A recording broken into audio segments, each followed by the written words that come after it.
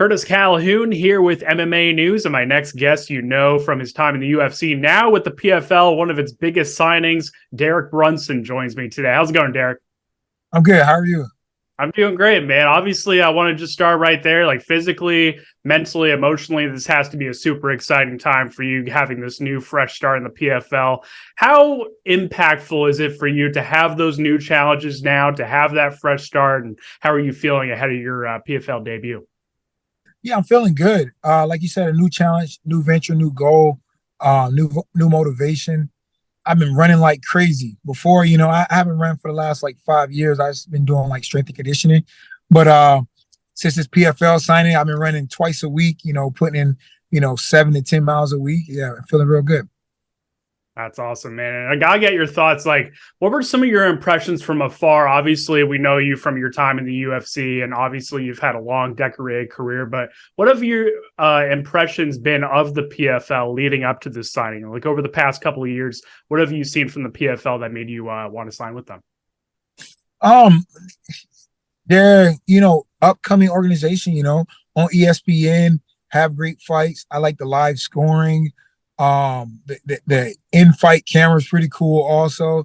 So man, it's just a great league, great fighters over there.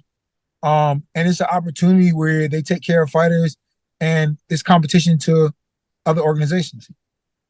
In terms of like the meritocracy that comes with the PFL season, right? Like you earn your way to a title shot, you earn your way, to the top in the PFL. How appealing was that to you specifically, having to earn your way and kind of having that meritocracy of it? Oh, for sure. That was a big part of me coming to PFL is that I knew there was no politics when it comes to getting a title shot or getting $1 million. I win fights, I advance, I get my hand raised, I get my $1 million. That's that. It's not, oh, you didn't win the fight like I wanted you to. You don't get to fight in $1 million tournament. You win in advance, put on great fights comes with it. But yeah, I love that aspect of PFL. What are your thoughts on the season format specifically? Because obviously, you're a guy that likes to stay active, but it's something that you haven't really dealt with before in terms of having those quick turnarounds in between fights. And what have you heard and kind of seen about the season format? And what are your kind of thoughts on how that could play out? Yeah, it's good. When you're gonna fight. They have rules in place. Like I think it's like no elbows, stuff like that during the season. So like it makes it where you can have a turnaround. But again, when you're gonna fight, your next fight. You're not sitting on the sidelines hoping and waiting. You have guys in MMA that's doing interviews saying like, man, they wish they knew when they were gonna be fighting. Even Volkan, how do you say his name? The champ 145 of the Volkanovski Volkanovski, yes. or UFC? Excuse Yeah. me. Yes. He just said, after his fight, he took the fight because he didn't know when he was going to fight and he wanted to fight. And one of the things he kind of needed to stay busy with PFL, when you're going to fight. There's a little off season, when the tournament start. So yeah, it's very cool. I actually want to ask you about that. Like in terms of Volkanovski's comments about, some of his mental struggles with inactivity and all of that. Like I'm sure a lot of fighters have kind of dealt with that and the frustrations that come along with it. Have you dealt with any element of that during your career? And can you kind of give us some insight to what that's like? Yeah, for sure. It sucks when you don't know when you're going to fight because life goes on around you. And also, you want to do other things. You want to plan trips with the family. You got birthday parties coming up. So you kind of want to be in the know. You don't want to always just be like, oh, you got to take a short notice fight, or you're going to be fighting here, or you might not be fighting here. Volkanovski might have ran into a situation where he beat everybody. So there wasn't anybody that made sense for the organization to put in front of him, but that's not his fault. Like put the next guy up, book the fight. It's not about what sells best for the organization. Like you gotta promote that fight and put him in an opportune situation. Let him know when he's going to fight. I think as a champ, you definitely deserve that much. And in terms of, getting back to you in this PFL debut coming up, obviously this first fight is at middleweight against Ray Cooper III. Obviously, really exciting fight, but obviously next season, light heavyweight. Can you give us some insight to, any changes to your training regimen that you'll have to make that move up to light heavyweight? Because it's a pretty drastic climb up from your middleweight days. I get to eat a lot. I get to eat more. I don't have to cut weight. So yeah, that's a great thing moving from 85 to 205 is that my diet can be consist of eating more, not junk, but eating more, lifting more. Yeah, it's you know, that's a aspect in fighting that a lot of people don't think about is the weight cuts, replenishing your body, putting everything that you just took out from the weight cut and making sure you're able to perform out there. So moving up, I won't have to worry about all those type of small little details. And in terms of some of the opportunities that the PFL provides outside of fighting, obviously, we got Francis Ngannou leading PFL Africa. We have a lot of, former UFC fighters like Paige Van Zandt, Tyron Woodley doing commentary and broadcasting. How much is that appealing to you in terms of some of the opportunities that come outside of the PFL cage? And would commentary be something that you would be interested in? Oh yeah, for sure. I like to think of myself as a funny guy. So yeah, commentary can be in my future, cover some sports, maybe a little podcast.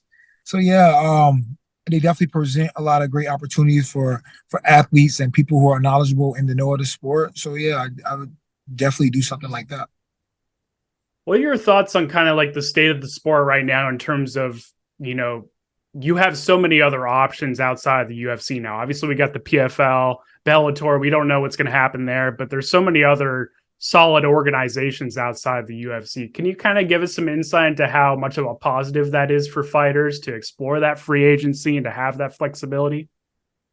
Yeah, it's good. It's good when the leaders or whenever there's competition to someone, it's always good because then it's going to make good for the other people who's being competitive with the bigger organization per se, and it's going to give fighters more opportunities. And all it takes is one fighter to go over to PFL, make a name, and then we turn into the number one organization.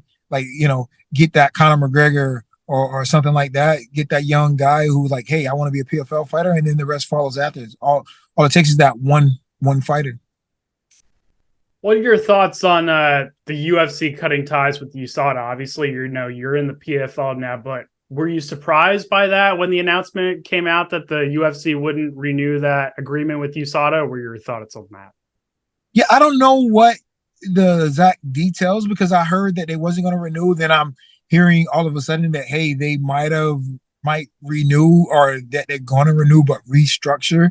So yeah, you never know, but I would say definitely drug testing in a sport where people are throwing hands and kicks is definitely a positive thing. You don't want people taking that much more damage from like, PEDs and stuff like that.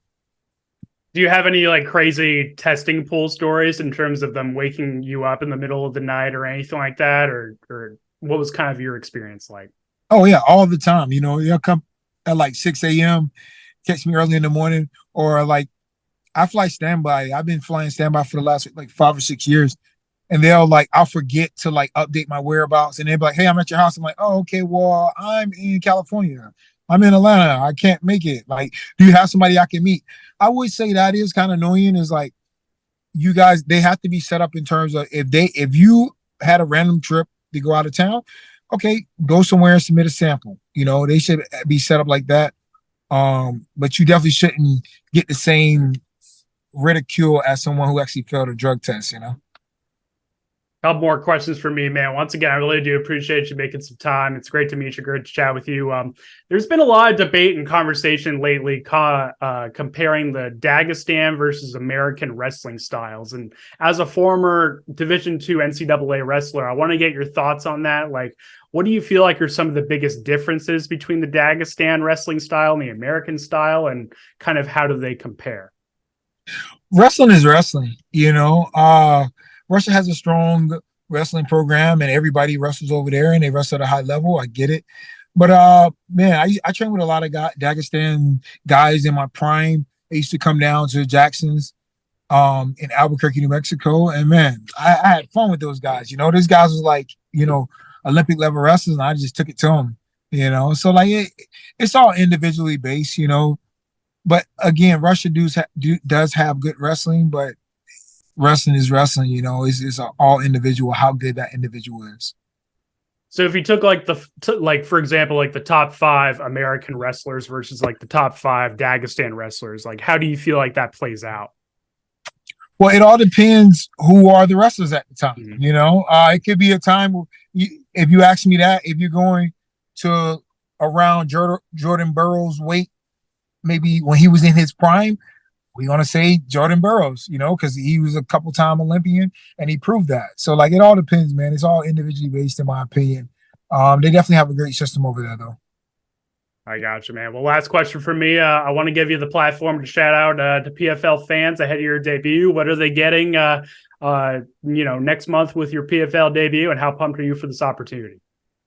Very pumped for the PFL opportunity. The fans are getting an exciting fighter.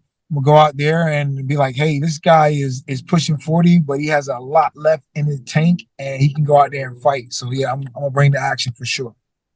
No doubt about it, man. Well, Derek, it was great to meet you. Great to chat with you. I'm sure we'll chat again soon, man. Thank you so much for the opportunity and time. And I'm sure we'll chat again soon, man. Thank you so much. All right, see you.